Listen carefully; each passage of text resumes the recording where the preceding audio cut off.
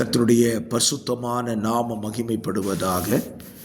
ஆசீர்வாதமான ஒரு நல்ல காலை வேளையிலேயும் அனுதின மன்னா என்கிற வேத தியானத்தினால் உங்களை சந்திப்பதில் மிகுந்த சந்தோஷம்.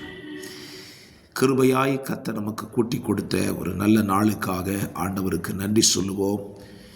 இந்த நாள் பிப்ரவரி மாதம் 24ஆம் தேதி 23ஆம் தேதி ஞாயிற்றுக்கிழமை. இந்த நாளின் காலை தியானத்திற்காக யாத்திராகமம் 28வது அதிகாரத்தை நாம் எடுத்துக்கொள்வோம்.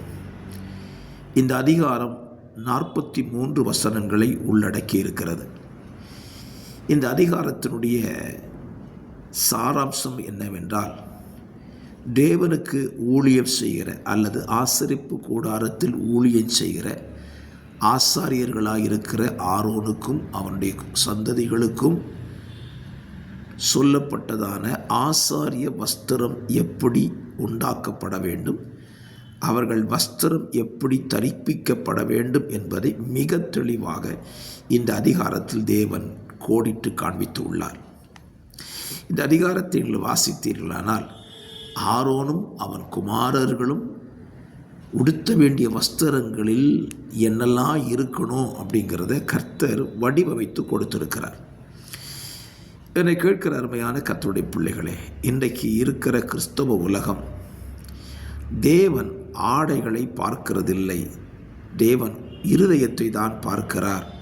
ஆகவே எந்த ஆடை போட்டு கொண்டாலும் நாம் தேவனை ஆராதிக்கிற இருதயம் சரியாயிருந்தால் போதும் என்று சொல்லுகிற ஒரு கால கட்டத்தில் கிறிஸ்தவத்தை பார்க்க முடிகிறது.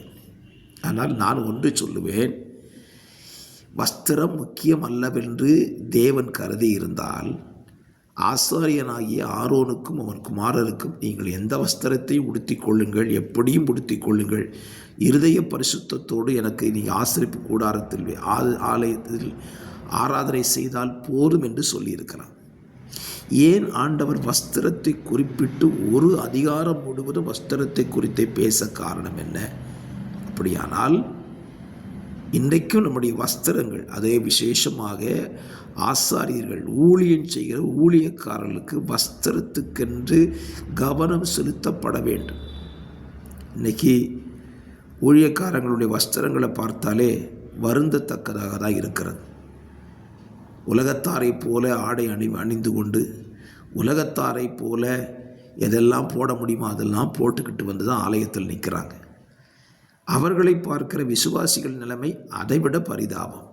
தேவாலயத்துக்கு வருகிறார்களா அல்லது வேற எங்கும் செல்லுகிறார்களா என்ற ஒரு உணர்வே இல்லை. ஆடையை குறித்த கவனம் இன்றைக்கு கிறிஸ்தவர்கள் மத்தியிலே சுத்தமாய் போய்விட்டது.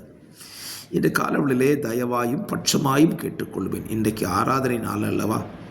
இன்றைக்கு நீங்கள் தேவனை ஆராதிக்க போகும்போது கண்ணாடி முன்னாக நின்று உங்கள் வஸ்திரங்களை பரிசோதித்து பாருங்கள். உங்கள் வஸ்திர தரிப்பு என்பது ஒரு வசனத்தை உங்களுக்கு சொல்லுகிறேன். 42வது வசனத்தில் இருக்கிறது. அவருடைய நிர்வாணத்தை மூடும்படி வஸ்திரம் எதற்காக கொடுக்கப்படுகிறது?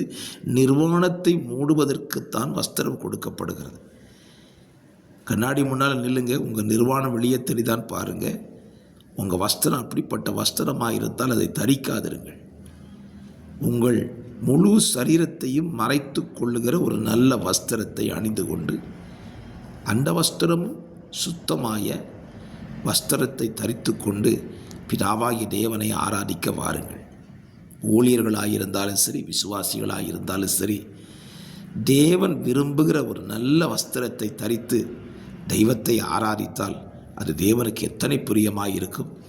ஆகவே இந்த காலவெளியிலே நீங்கள் உடுத்தி கொள்ளுகிற இந்த வஸ்திரத்தை குறித்து கவனமுடையவர்களாக இருங்கள். அது தேவனுக்கு மகிமையை கொண்டு சேர்க்கட்டும். மாறாக உங்களுக்கு விருப்பமான வஸ்திரங்களை தரித்து கொண்டு ஆலயத்திற்கு செல்லாதிருங்கள். ஆலயம் என்பது பரிசுத்த ஸ்தலம். அதை கவனமாய் நீங்கள் கையாண்டீர்களானால் உங்களுக்கும் அது ஆசீர்வாதம், தேவனுக்கும் அது மகிமையாய் இருக்கும். ஜெபிக்கலாம். பரிசுத்த பிதாவே, இந்த காலவெளியிலே தந்த நல்ல வார்த்தைகளுக்காய் சிந்தைகளுக்காய் ஸ்தோத்திரம். நாங்கள் தேவாலயத்துக்கு வரும்பொழுது எங்களுடைய வஸ்திரத்தை குறித்து கவனமுடையவர்களாக இருக்க எங்களுக்கு அனுக்கிரகம் செய்யும். வார்த்தைகளை கேட்கிற நம்முடைய பிள்ளைகளுக்கும் அப்படியே உதவி செய்யும். இயேசுவின் நாமத்தில் பிதாவே, ஆமென்.